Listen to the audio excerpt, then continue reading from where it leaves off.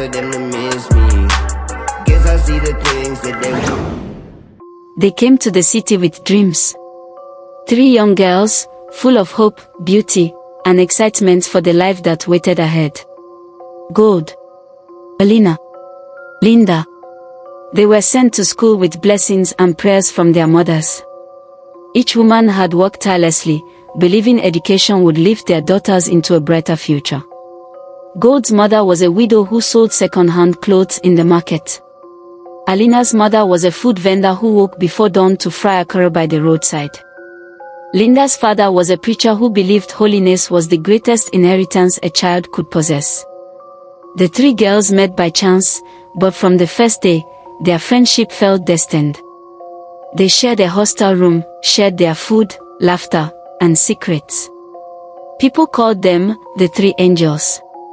They looked alike in spirit, beautiful, young, and eager to live. But deep within each of them was a hunger. Not just for education, but for something more, something glittering, thrilling, and dangerous. At first, life on campus was peaceful. They attended lectures, read late into the night, and dreamed of the future. But as weeks turned into months, the reality of university life began to bite. Money finished quickly. Prices rose. Assignments needed printing. Hostel dues piled up. And each time they called home, their mother sighed heavily on the phone.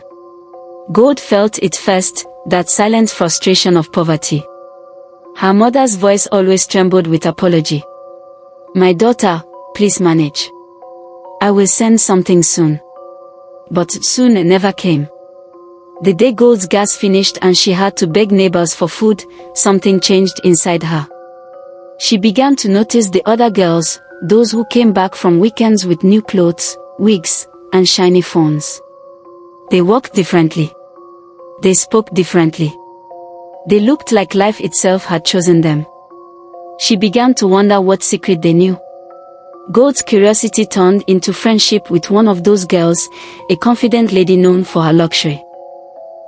She introduced Gold to a world she had only seen in movies, restaurants, clubs, expensive perfumes, and soft-spoken men who carried wallets thicker than textbooks. At first, Gold resisted. She told herself she could never do what they did. But poverty is a patient teacher. It starts with hunger, continues with envy, and ends with a single compromise. That first weekend, she followed her new friend to keep company at a private party. She told herself she would not cross any line. But that night changed her life. When she returned to the hostel the next morning, she was quiet, her face calm but her eyes filled with secrets. By the next week, she had a new phone, a new dress, and a new confidence that silenced every questions. It didn't take long for Alina and Linda to notice. At first, they admired her, then they grew curious. Gold told them stories of how easy life could be if they simply opened their eyes. She spoke of wealthy men who paid for companionship, not love. She called it a business. Alina laughed at first. Linda frowned. But slowly, the seed was planted. When you share a room with temptation, resistance becomes a daily battle. Gold no longer depended on her mother. Her hair was always new, her phone always charged, and her wallet always full. Alina, who loved comfort, began to listen more. She was tired of borrowing money and eating Gary for dinner. She wanted the soft life too. Linda tried to hold the group together. She reminded them of home, of prayers, of dreams. But each time she spoke, her words sounded weaker. Because deep inside, even Linda was tired. Tired of being left behind. One evening, a friend invited them to a small party in town. They all went, just to have fun. The music was loud, the lights dim, and the drinks endless. Alina met a man that night, gentle, rich, and smooth-tongued. He gave her an envelope filled with cash for transport. That single act became her turning point. Soon, Alina joined Gold in the fast lane. Together, they began to live a life that looked glamorous but carried unseen shadows. New clothes. New phones. Trips to hotels and resorts. They called it enjoyment. But the more they tasted it, the more they wanted. Linda watched her friends change before her eyes. The laughter they once shared turned into secrets whispered in the dark. She prayed for them. She begged them to stop. But love for friends can sometimes become weakness. One night, when hunger and bills joined forces, even Linda broke. A small step, she told herself. Just once. But one time is often the beginning of forever. Months passed, and the three girls were no longer the same. They had moved out of the hostel to a private apartment, well-furnished, expensive, and sponsored by friends. Their classmates admired them. Their social media pages glowed with perfection. They became the queens of soft life. No one saw the sleepless nights, the fear, the tears that came after the music ended. Because when you sell your body, your soul begins to fade, quietly, slowly, until you can't remember who you used to be. Yet, they smiled through it all. Gold became bold. Alina became proud.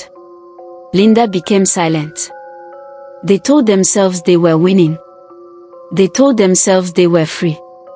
They didn't know freedom sometimes walks hand in hand with destruction. Then came that night. The night that would end their story. It was a rainy Friday evening. The sky was dark, heavy, and angry. Gold's phone rang. The call was from a man she had never met before. His voice was deep and polite. He said he was a businessman visiting town for a few days and wanted company for the night. He had heard about them. He wanted all three. He was ready to pay 2 million in cash. Gold's eyes lit up. Alina clapped in excitement. Linda hesitated. Something inside her stirred, a warning she couldn't explain. She wanted to say no. But Gold's voice was louder. This is the biggest offer we've ever had, she said. One night, and we are set for the semester. After a long pause, Linda agreed. And with that, fate sealed its pages. At exactly 9:30 p.m., a black SUV stopped in front of their apartment. The driver was quiet, wearing dark glasses even in the night. He opened the door without a word. Inside, a man sat, older, calm, with an unsettling smile. He greeted them warmly, complimented their beauty, and said he had been waiting for this night. They laughed nervously, thinking it was flattery. The car drove off. The city lights faded behind them. The road grew quieter. The air colder. When they realized how far they had gone, it was too late to turn back. The car finally stopped before a large compound surrounded by tall trees. There was no sign of luxury, no music, no laughter, only silence. The gate creaked open slowly. They entered. Inside was a house that looked ancient. The walls were covered in strange marks. Candles flickered in corners, throwing shadows that danced like ghosts. Fear began to crawl up their skin. But before they could speak, the driver locked the door. The man they called the chief turned slowly. His eyes were no longer friendly. His smile had vanished. What looked like kindness was now something else, cold, deadly, hungry. He told them they were special. That their beauty was rare. And that tonight, they would serve a greater purpose. No one knows exactly what happened after that. Some say there were screams. Some say the forest swallowed their voices. By morning, their phones were off. Their apartment was empty. Their beds untouched. Days passed. Their friends searched. Their mothers cried.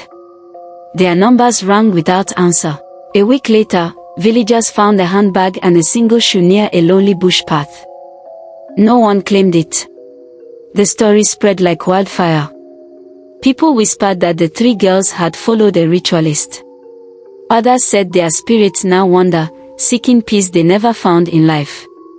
Months later, the school campus grew quiet whenever their names were mentioned.